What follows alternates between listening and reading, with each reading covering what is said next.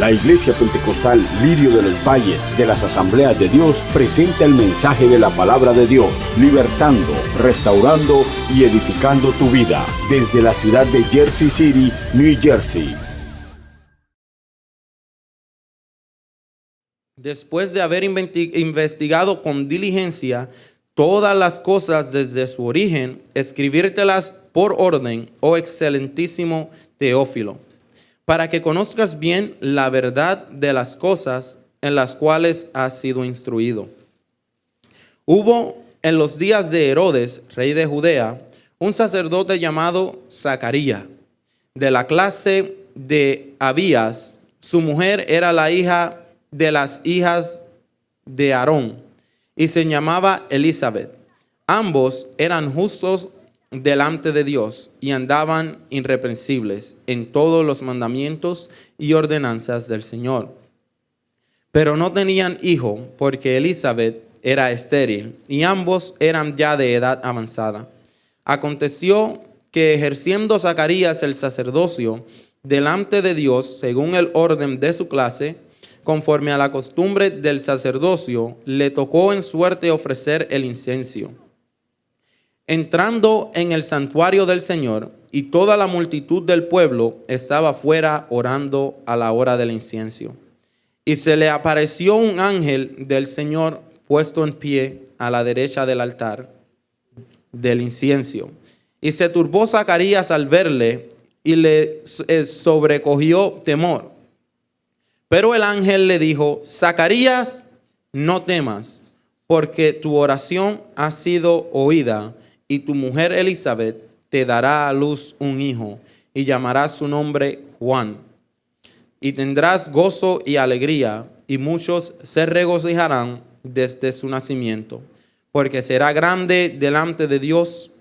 No beberá vino ni sidra, y será lleno del Espíritu Santo, aún desde el vientre de su madre, y hará que muchos de los hijos de Israel se conviertan al Señor de ellos, e irá delante de él con el espíritu y el poder de Elías, para hacer volver los corazones de los padres a los hijos y de los rebeldes a la prudencia de los justos, para preparar al Señor un pueblo bien dispuesto.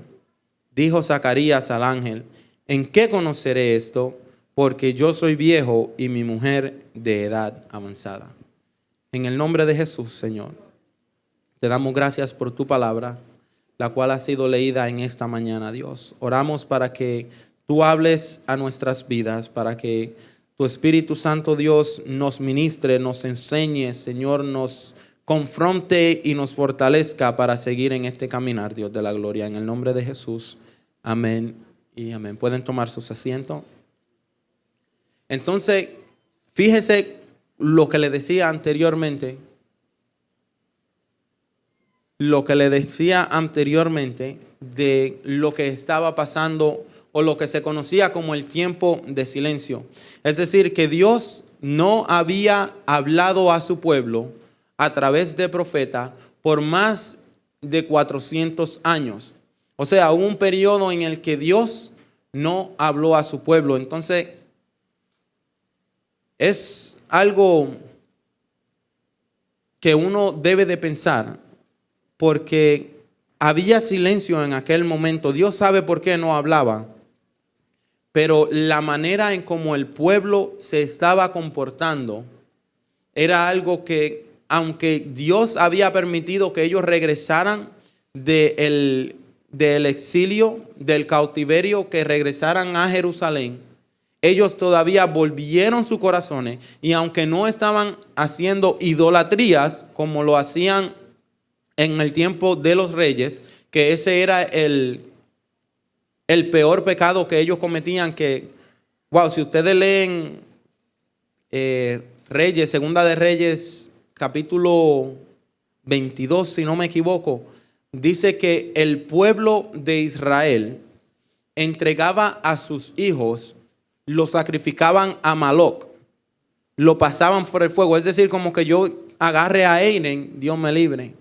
y diga, oh sí, ven Dios, yo te voy a ofrecer mi hijo, y construya un altar y ponga a Aaron en el fuego a ofrecérselo como sacrificio. Eso estaban haciendo el pueblo de Israel. El pueblo de Israel tenían sacerdotes como casas de sacerdotes prostitutos dentro del templo. Tenían sacerdotes de prostitución dentro del templo. Ofrecían sus hijos en el fuego. O sea, no, lo que yo le estoy hablando, no le estoy hablando de que lo dice la historia o eruditos bíblicos. Eso lo dice la Biblia misma. Da testimonio de esto, de lo que yo le estoy hablando. Entonces, Dios, al ver tanta abominación, entrega al pueblo en cautiverio.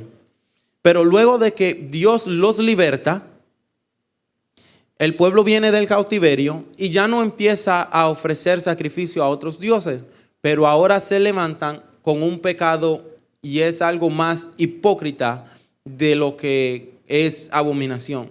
O sea, se levantaron los fariseos, el grupo de fariseos, si no sabían, los fariseos se caracterizaban porque ellos buscaban la alabanza del pueblo a través de los sacrificios, lavamientos ceremoniales, ayunos y dar ofrenda.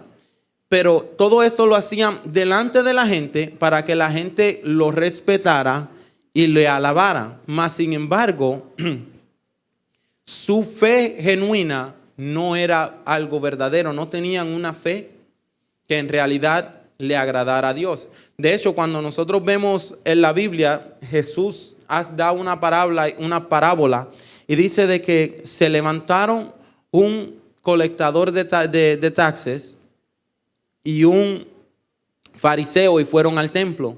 Y el fariseo llegó al templo y pasó al frente y dijo, Señor, te doy gracias porque no soy como este colectador de taxes, pecador, es pecador, es ladrón. Te doy gracias porque no soy como los otros hombres que son adúlteros, fornicarios, y yo ayuno, doy mis ofrendas y te honro en todo. Y dice que el colectador de taxes, por la vergüenza de su pecado, se quedó en la parte de atrás y no tuvo ni siquiera la valentía, por la vergüenza de su pecado, no tuvo la valentía de mirar arriba, sino que agachó su cabeza y se daba en el pecho y decía, Dios, perdóname porque soy pecador. Y dice Jesús que este colectador de taxes recibió más perdón o fue justificado y el fariseo no fue justificado. O sea, se levantaron de igual manera los saduceos, que era otra secta que ellos buscaban el poder religioso, el poder político. Estaban mezclados con los romanos, buscando poder y posición, buscando su propio bien, mas se habían olvidado de la verdad de Dios.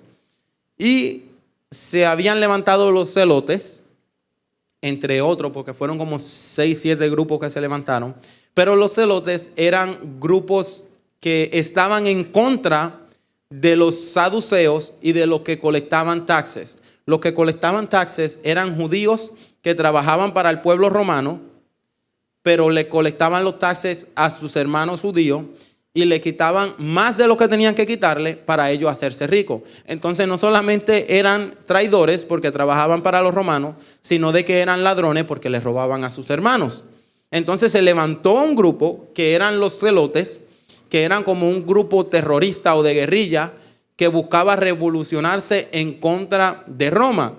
Y ellos odiaban lo que era a los colectadores de taxes, tanto como odiaban al gobierno romano.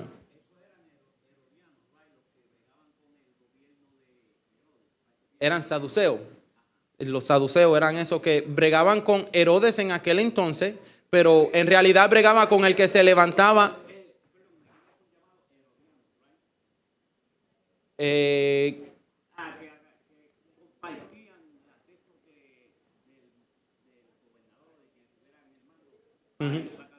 Correcto. Eso mismo son lo mismo que los saduceos, que en realidad lo que ¿cómo se dice? Se levantaban y eran parte de lo que era el Senedrín. No sé si han escuchado del Senedrín, que se menciona en el libro de Hechos. Era un concilio judío en Jerusalén. O sea, el gobierno romano le permitía tener a ellos mismos su propio concilio y cargar sus leyes. Entonces ellos tenían lo que formaron lo que fue el Senedrín, que estaba compuesto de 70 miembros más el sumo sacerdote. Entonces ahí estaban lo que eran fariseos, habían saduceos, más que todo eran ellos, que eran los que buscaban el poder. De hecho, Nicodemos era parte del Senedrín. Pero para no salirnos del camino, se había levantado todo esto y estaban los celotes, que eran los que estaban en contra del gobierno y de sus propios hermanos. Que dicho sea de paso, cuando estudiamos los discípulos de Jesús, los 12 apóstoles, Jesús fue tan poderoso que unió entre sus 12 apóstoles un colectador de taxes y un celote. O sea, cogió dos personas que querían matarse, que se odiaban los unos a otros, y los unió y al final terminaron como hermanitos. Eso es lo que puede hacer el Señor cuando nosotros nos ponemos en sus manos. Pero fíjese que cuando empieza Lucas escribe este capítulo, Dios mío, ya se me está yendo el tiempo y no hemos entrado al verso 1. Lucas empieza esto y empieza diciendo, puesto que ya muchos han tratado de poner en orden la historia de las cosas que entre nosotros han sido ciertísimas. O sea, Lucas es el tercer evangelio que se escribió, el tercero. Más sin embargo, aunque fue tercero de orden, fue también tercero en la Biblia, pero fue el tercero que se escribió en fecha. El primer evangelio que se escribió fue el evangelio de Marcos, que se escribió alrededor del año 50, en la década de los 50, después de Cristo.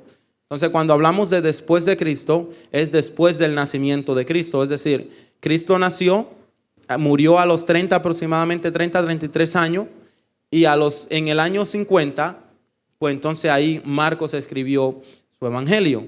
Después de esto, Mateo escribe el evangelio de él, el evangelio según San Mateo, que lo escribe alrededor de los años 60, al principio del año 60, y Lucas escribe en la misma década de los 60, aproximadamente 2 años después de Mateo.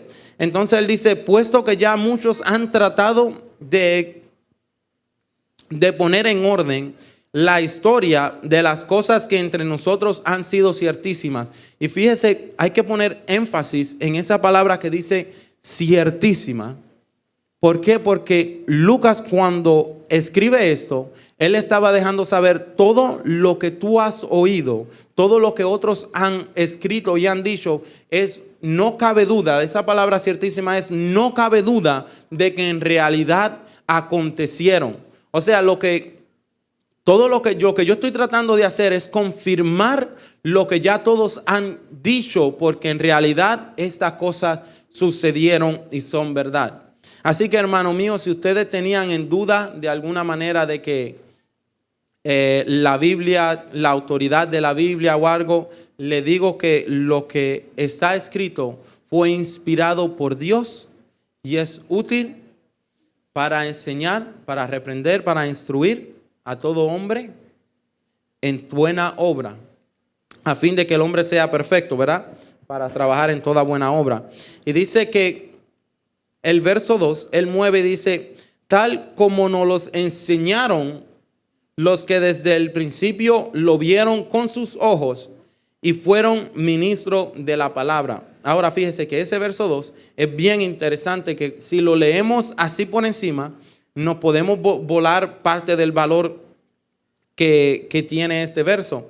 Fíjese que esta palabra que dice lo que nos los enseñaron los que desde el principio lo vieron con sus ojos. Esa frase que dice lo vieron con sus ojos viene de la palabra griega autóptes. Esta palabra griega, no sé si a ustedes les suena algo familiar. No está auténtico, algo más por allá. Pero fíjense, esta palabra griega, autóptes, es una transliteración a lo que es autopsia. Autopsia es un término médico, como sabemos que Lucas era un doctor, era un fisista, y él utiliza esta palabra autóptes, que es una examinación detallada, lo cual hace referencia a ver por sí mismo.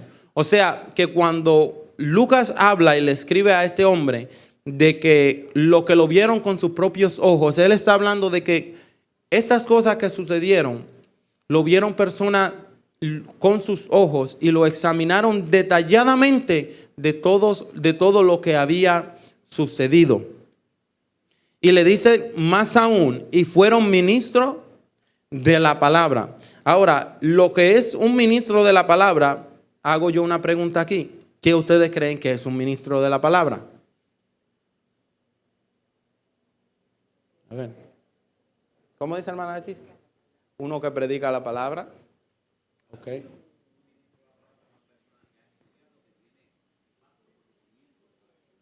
Una persona que ha estudiado y tiene alto conocimiento de la escritura, hermana. ¿Ah? Un maestro de la palabra, hermana Francisca.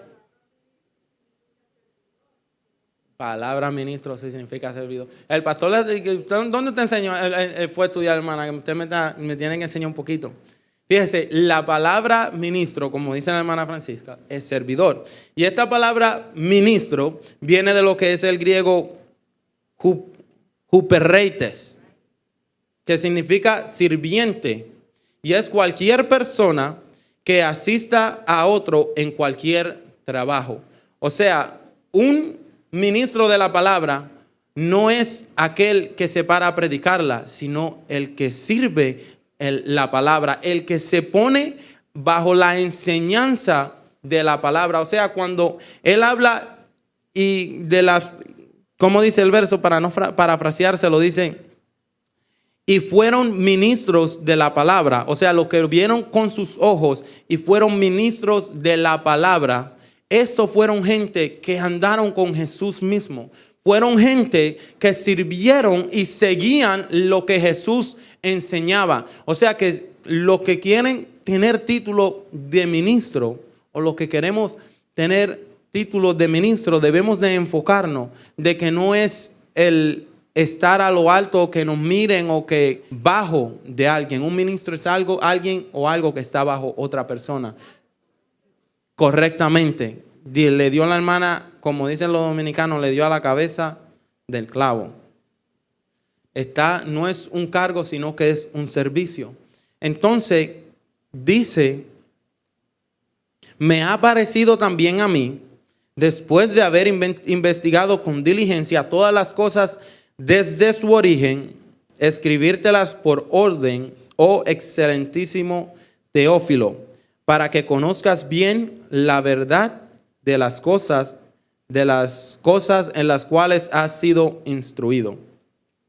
Y hay que tomar en cuenta como Lucas dice habla en este verso y dice, me ha parecido bien también a mí, después de haber investigado todas las cosas desde su origen, escribírtela por orden. O sea, a mí también me ha parecido bien, porque la cosa es que hay mucha gente que se levanta cuando alguien hace algo y quieren levantarse para contradecir lo que el otro ha dicho. Y Lucas en ningún momento se levantó para contradecir ya lo que había sido enseñado o lo que había sido escrito en los otros evangelios, sino que él se levantó para apoyar lo que los otros habían escrito. Es decir, de que el trabajo de nosotros no es querer botar el trabajo de los otros, sino apoyar a lo que el hermano está haciendo. Es decir, si yo veo que la hermana Ivette está haciendo algo y tiene una falla en cualquier lugar, en vez de yo venir a decirle, quítate, yo lo voy a hacer mejor, yo voy a ir a servirle, a ayudarla, a apoyarla para que lo que ella está haciendo pueda ser completado. O sea, el trabajo de nosotros, basado en lo que estamos leyendo aquí, no es exaltarnos o querer ser mejor que el otro, sino, ¿cómo se dice esta palabra? Completar el complemento del otro.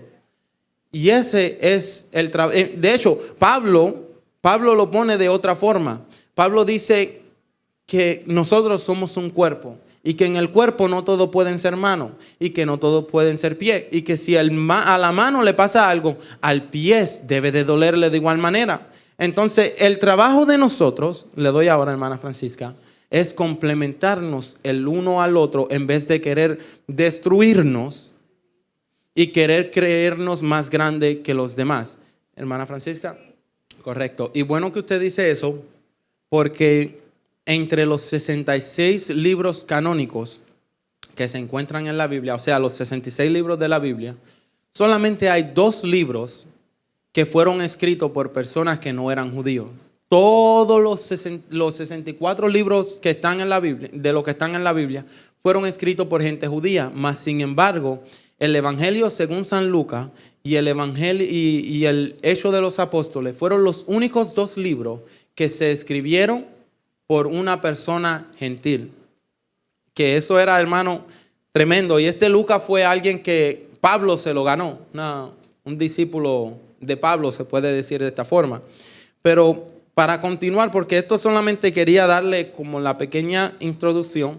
Yo le había dicho al pastor que quería hablar de este periodo, de lo cual tuvimos que meterlo rápido al principio para poder llegar a donde vamos, porque nada más tengo este domingo y me queda media hora.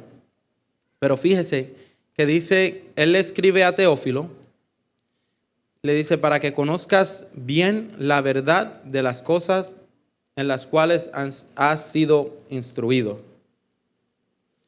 Entonces, el conocer bien la verdad es para que estés fundado bien, es como para corroborar y para estar, para confirmarte lo que ya tú sabes. Es lo que dice este verso. Pero fíjese que ese era solamente el saludo que Pablo le escribe a Teófilo. Y entra entonces, y entra entonces a lo que es la manera en la cual Dios rompió ese tiempo de silencio. Porque cuando vemos los otros evangelios, nos damos cuenta que Mateo entra inmediatamente a lo que es la genealogía de Jesús. Cuando vemos a Marcos entra directamente al ministerio de Juan el Bautista. Pero a Juan habla de quién era Jesús, de la divinidad de Jesús. Mas, sin embargo, Lucas se toma su tiempo para hablar de aquel tiempo de silencio. Y dice, hubo en los días de Herodes, rey de Judea, un sacerdote llamado Zacarías, de la clase de Abías. Su mujer era de las hijas de Aarón y se llamaba Elizabeth. Entonces fíjense que para aquel entonces habían algunos 20,000 sacerdotes de turno, los cuales servían por familias dos veces por semana. Digamos, hoy sirvo yo y mi familia, sirvo el martes mi familia y yo, y ya cuando venga el viernes, una familia nueva empieza a servir por 2 días, y así iban hasta que llegaban a turnearse los 20,000 sacerdotes. Entonces le tocaba el turno a Zacarías y a su familia. Entonces es tremendo como Dios decide romper el silencio con esta familia. Fíjese que el nombre de Zacarías significa recordado de Jehová. Y el nombre de Elizabeth significa promesa solemne de Dios. O sea, Dios decide romper el tiempo recordando una promesa solemne y recordando al pueblo que él había escogido. Y esa entonces, cuando viene Zacarías, dice que ellos ambos eran ¿qué? Tiene la Biblia ahí, estoy en el verso 6. ¿Qué dice la Biblia de Zacarías y de Elizabeth? ¿Lo tienen? ¿Qué dice? ¿Eran qué, hermano Denis? ¿Eran justos y qué más?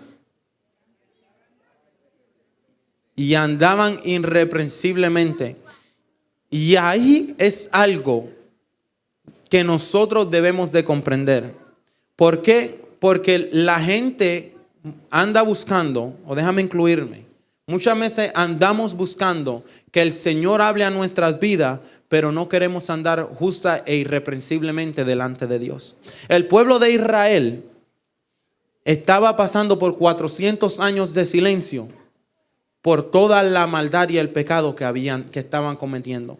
Pero Dios se acordó de sus promesas y de su pueblo con unas personas que eran justas y que andaban irreprensiblemente delante de Dios. Es decir, si usted está buscando la palabra de Dios o quiere que Dios le hable, si usted quiere que el Espíritu Santo ministre a su corazón, empiece entonces a revisémonos. Vamos a caminar justa e irreprensiblemente delante de Dios. Fíjese que andar justa e irreprensiblemente delante de Dios no es fácil.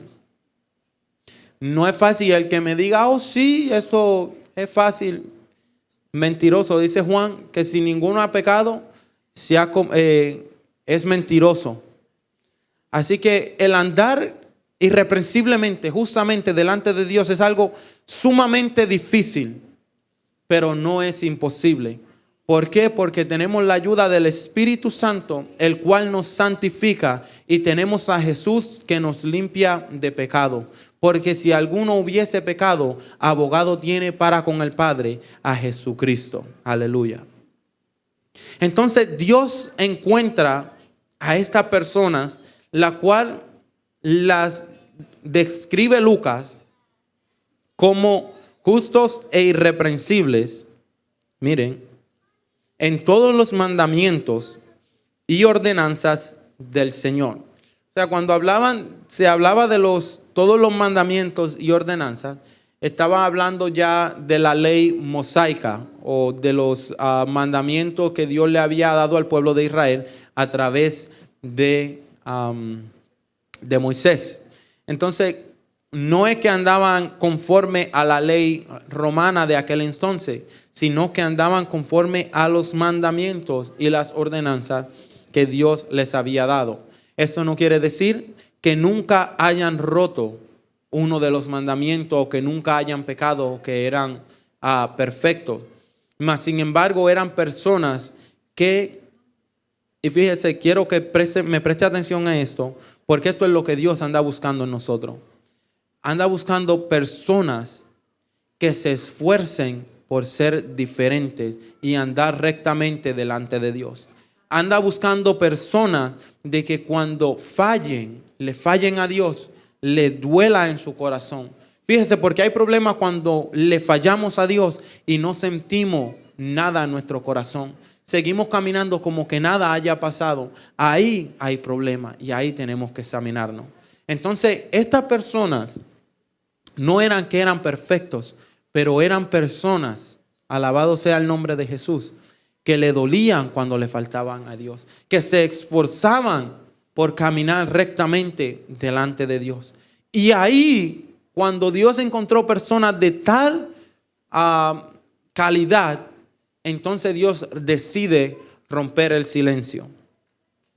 Y mire que dice, pero no tenían hijos, porque Elizabeth era estéril y ambos eran ya de edad avanzada. Y aconteció que ejerciendo Zacarías el sacerdocio delante de Dios, según el orden de su clase, conforme a la costumbre del sacerdocio, le tocó en suerte ofrecer incienso entrando en el santuario del Señor. O sea, esto que estaba pasando puede atribuírsele a lo que era la fiesta judía, a lo que se conocía como el Yom Kippur. Entraba al lugar santísimo a ofrecer sacrificio a Dios, a prender incienso, a prender el incienso como sacrificio, como ofrenda de olor fragante delante de Dios. Y le tocó por suerte, dice, a Zacarías. Y toda la multitud del pueblo estaba afuera orando a la hora del incienso. Es decir, el pueblo se reunía todo, el pueblo judío se reunía delante del templo y ahí oraban todo y oraban e intercedían y se arrepentían y confesaban sus pecados mientras el sumo sacerdote entraba a ofrecer el sacrificio. Y dice la Biblia que esto era lo que estaba aconteciendo en aquel momento. Y dice que se le apareció un ángel del Señor puesto en pie a la derecha del altar del incienso. Ahora yo le pregunto a usted, ¿a quién le recuerda esto a usted? La historia de este hombre, ¿a quién le recuerda? A Abraham. Uy, que hermana, usted está en comunión conmigo. Estamos conectados hoy. A Abraham. Eran los dos viejos, disculpe la palabra, o avanzada edad, y la esposa era estéril. Y se le aparece un ángel. Y fíjese lo que le dice el ángel. Hermano mío, en esta mañana, miren. Dice, y se turbó Zacarías al verle y le sobrecogió temor. Pero el ángel le dijo, Zacarías, no temas, porque tu oración ha sido oída y tu mujer Elizabeth dará a luz un hijo y llamará su nombre Juan. Entonces, mire lo tremendo de esto, mi hermano. Es que cuando nosotros leemos el Antiguo Testamento, el sumo sacerdote entraba al lugar santo, al lugar santísimo, perdón. Dice que ahí estaba, mire, eso era la presencia de Dios. De hecho, estaba el arca del pacto que representaba la presencia de Dios. Ellos iban con el propósito iban a ofrecer el sacrificio, pero iban con el propósito de, se puede decir en cierta forma, tener un encuentro con Dios. Y Zacarías le toca en suerte entrar al lugar santísimo y cuando se le aparece el ángel, se sorprendió y se asustó. Y eso, fíjese, yo no le puedo decir que yo soy una persona que si se me aparezca un ángel, súper valiente y que me pongo contento me pondría, ¿verdad? Pero que no me alarmaría ni nada. Pero ¿no cree usted que si usted le está sirviendo a Dios con un propósito? ¿Cómo pongo esto delicadamente? Él entró con un propósito y al entrar tiene una manifestación de Dios y se sorprende. ¿Qué piensa usted de esto? O sea, eso es lo que tú estás esperando, eso es por lo que tú estás orando. Y cuando una vez llega, ¡boom!, me asusto. ¿Sabe que yo me ponía a meditar en esto? Y nosotros tenemos muchas veces la costumbre de llegar a la iglesia solamente porque es costumbre de lo que nos toca hacer. Porque es día de culto y hoy es domingo y es costumbre ir a la escuela dominical y después ir al servicio. Y hay una manifestación de Dios. Muchas veces ni estamos buscando la manifestación de Dios, sino que venimos a la iglesia. Y eso es lo que estaba pasando. O sea, eso estamos viviendo nosotros en estos días. De que nosotros venimos a la iglesia muchas veces y es solamente el día de culto. Y venimos y ni siquiera queremos adorar porque es día de culto, estoy aquí, soy cristiano. Soy cristiano y por eso voy a la iglesia. Pero fíjese que le voy a contar algo que decía un profesor mío la semana pasada. Él decía, estar muerto espiritualmente es creer que Jesús es el Salvador, pero no que Jesús es nuestro Salvador. Es decir, que nosotros venimos a la iglesia y, sí, Jesús es el Salvador y esto y lo otro, pero no ponemos eso en práctica en nuestra vida. Y venimos y como dicen en inglés, we just go through the motions. Vamos ahí solamente porque esa es la costumbre y ese es el flow que todo el mundo está siguiendo y ahí vamos. Y se le aparece el ángel a Zacarías y se espanta el hombre. Y el ángel le dice, Zacarías, no temas, porque tu oración ha sido contestada. ¿Y cuál era la oración que tenía Zacarías? Tener un hijo. Zacarías dice que quería tener un hijo. Pero, mire lo que más sorprende de esto, mi hermano, en esta mañana. De que el ángel le dice, tú vas a tener un hijo. O sea, tu oración ha sido contestada, Zacarías. Y cuando le dice eso en el verso 14, le dice, y tendrás gozo y alegría. Y muchos se regocijarán de su nacimiento. Porque será grande delante de Dios. No beberá vino ni sidra. Y será lleno del Espíritu Santo, aún desde el vientre de su madre. Y yo había leído el Evangelio de Lucas tantas veces. Y hemos hecho hasta drama de eso. Pero usted ve lo que dice ahí. Que Juan iba a ser lleno del Espíritu Santo desde el vientre de su madre. ¡Wow! ¿Cuándo se derramó el Espíritu Santo por primera vez? El día de Pentecostés. Pero ya este hombre había recibido una promesa que iba a ser lleno del Espíritu Santo. Oye, es más, Jesús, hablando de Juan, dice, cuando vemos el capítulo 7 del libro de Lucas, dice que no se había levantado ningún profeta, entre los hijos de hombre, nacido de mujer, no se había levantado uno como Juan. Y yo siempre pensaba, entre todas las cosas, ¿verdad?, de que era por parte de que Juan fue el único que profetizó de Jesús y pudo ver a Jesús. O sea, pudo ver su profecía cumplida.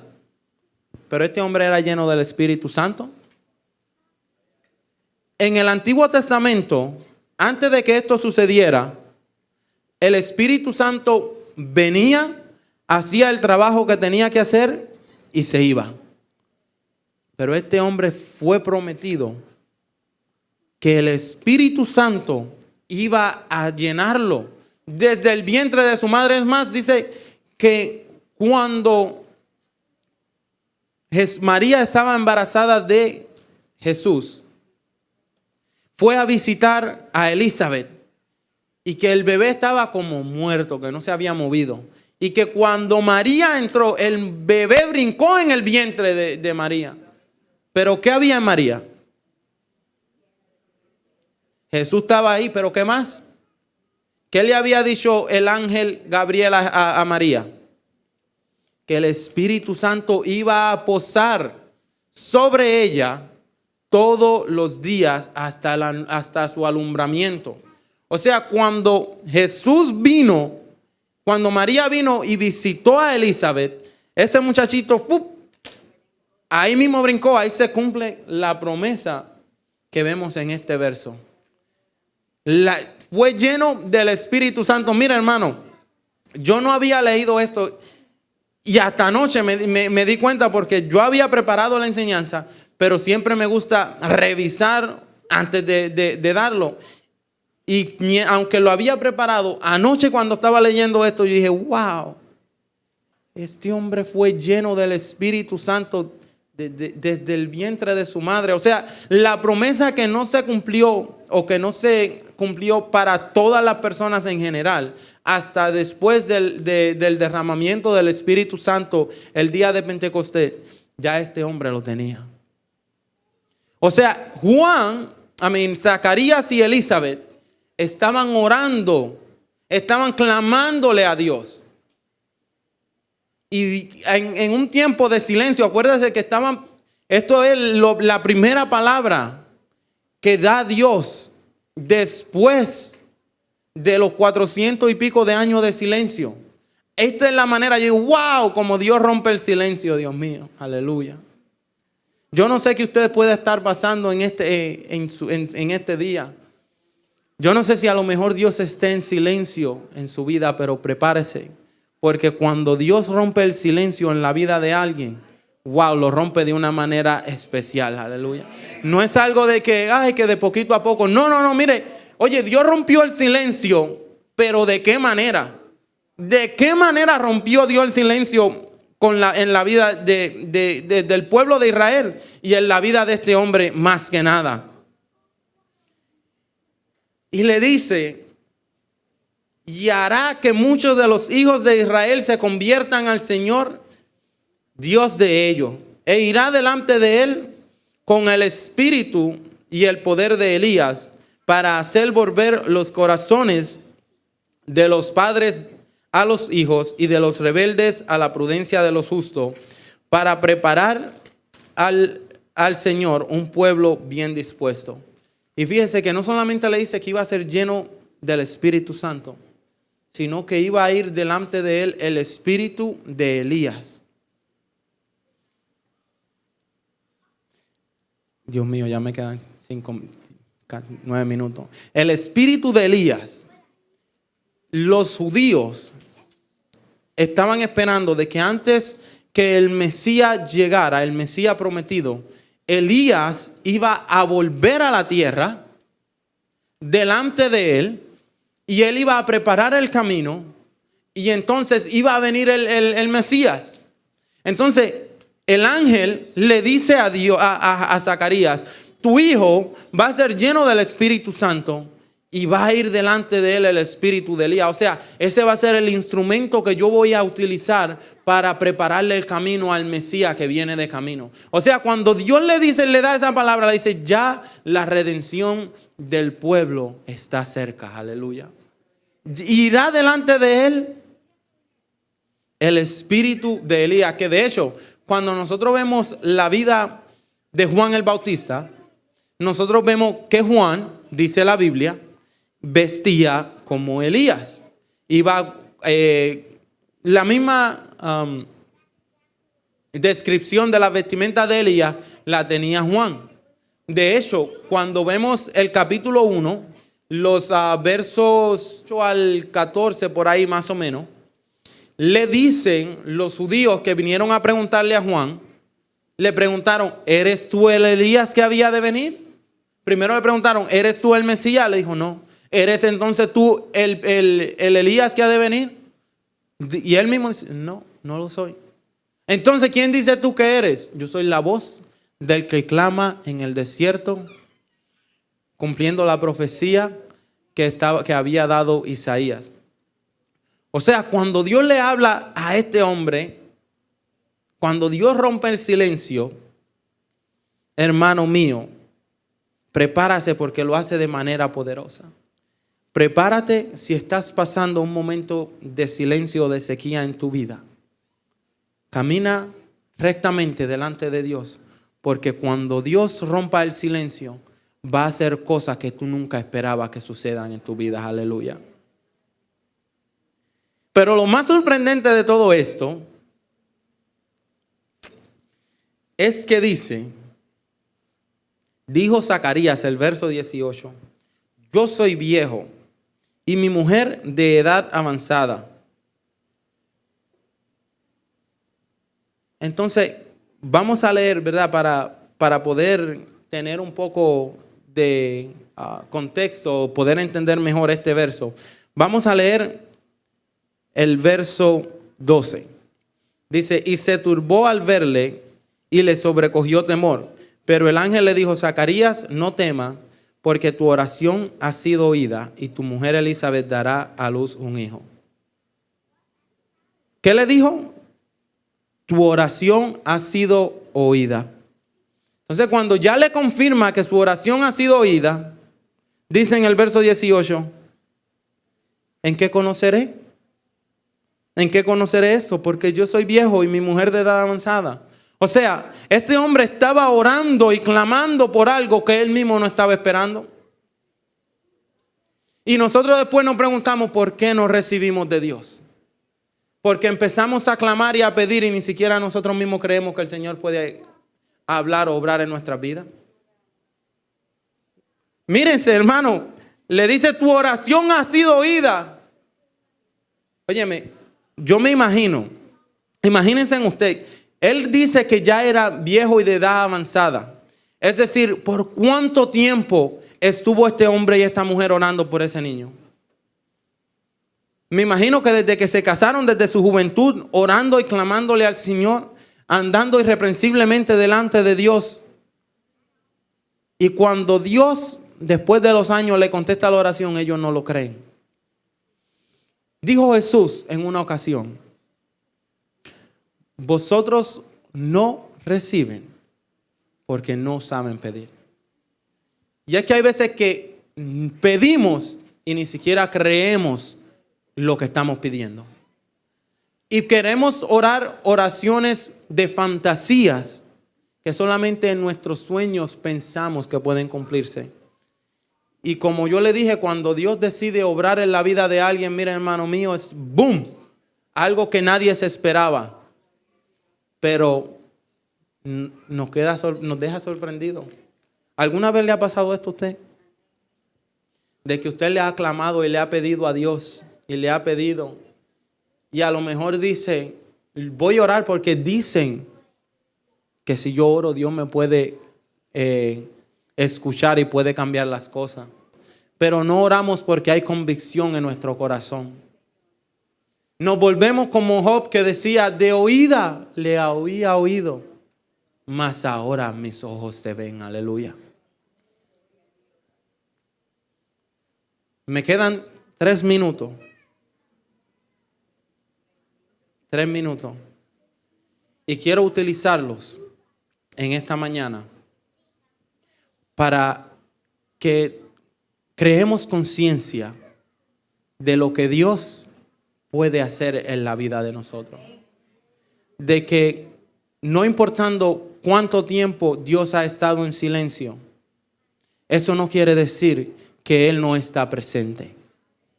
De que en el momento más difícil u oscuro de tu vida, Él está ahí. Y Él está dispuesto a hablar a tu vida y ayudarte. Mas sin embargo, hay algo que Él pide. Aleluya. Andar justamente, irreprensiblemente delante de mí.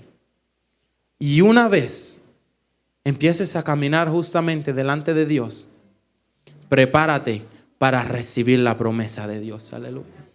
Y si has estado orando, no dudes de lo que Él puede hacer, porque Él tiene el poder para hacer de lo imposible posible. Aleluya. Vamos a ponernos de pie en esta mañana y vamos a orar.